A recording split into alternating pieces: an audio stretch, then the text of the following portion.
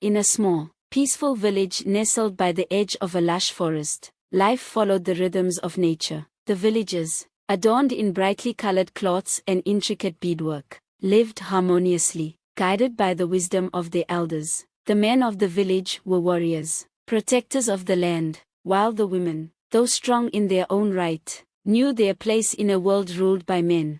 But hidden in the shadows of the forest, there lived a woman, unlike any other, Zola, a powerful sorceress who held the secrets of ancient magic. Beautiful, wise, and feared, she was both revered and feared by the people. Zola's powers were vast. She could summon storms, speak to the spirits, and heal wounds with a mere touch. But there was one thing that troubled her heart, one thing that set her apart from the rest: the imbalance in her village. The men ruled everything. They were warriors, leaders, and protectors. The women were expected to serve.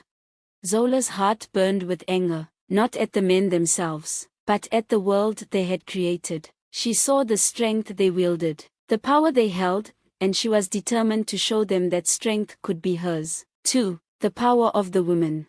With dark magic, Zola cast a spell that would forever change the course of her people's lives. She took away the manhood of all the men in the village. With a single chant, she stripped them of their strength, their pride, their very essence.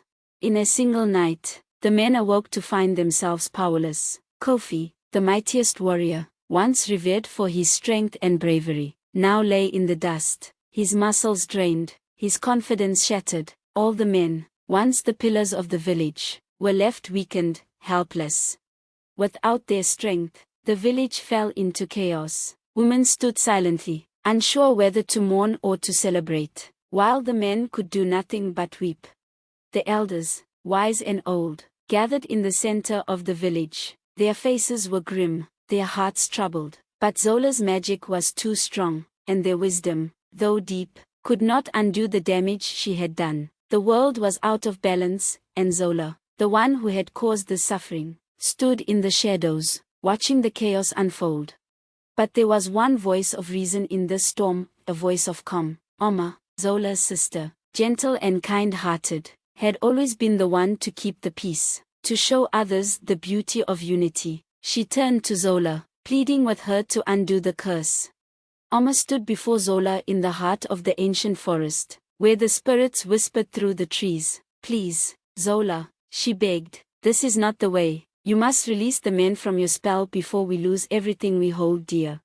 But Zola's eyes blazed with an inner fire. This is the only way, she said, her voice cold as ice. The world has been ruled by men for too long. Now, the women will rise, the balance will shift, and I will lead us into a new era. Yet the men, broken as they were, did not give up. Kofi, though weak, gathered the men of the village, determined to reclaim what had been stolen. With the guidance of the elders, they embarked on a spiritual journey deep into the heart of the forest, seeking the wisdom of the ancients, hoping to restore what had been lost.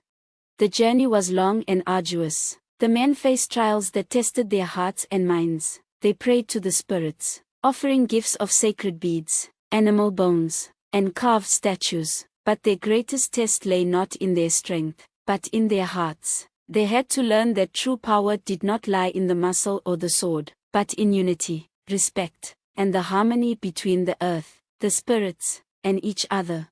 As the men made their way through the trials, Zola watched from the shadows. For the first time, doubt crept into her heart. Was she right to strip the men of their power? Was this imbalance truly the answer? Her thoughts were interrupted by the sight of her sister, Oma, walking towards her.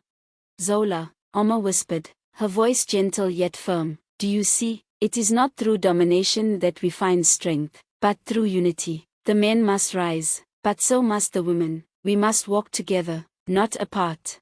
In that moment, Zola understood. She had been blinded by her own anger, and in her attempt to right one wrong, she had only caused more harm. She turned to the sky, whispered an incantation, and with a flash of light, the curse was broken. The men's strength returned, but it was not just their physical power that was restored, it was their spirit. The village was whole once more. The sun set over the village, bathing everything in a warm, golden glow. The men and women stood side by side, not as enemies, not as rivals, but as partners. The world was not perfect, but it was balanced. Zola, once filled with rage, now stood humbled beside her sister, her heart finally at peace. The village would never be the same, but perhaps that was for the best. For true power was not in stealing from others, but in lifting each other up. And in that moment, the village learned what Zola had forgotten, that strength, true strength, comes from unity, respect, and the shared journey of all. And so, the legend of the woman who stole the manhood of all the men in the community passed into history, a lesson learned, a balance restored,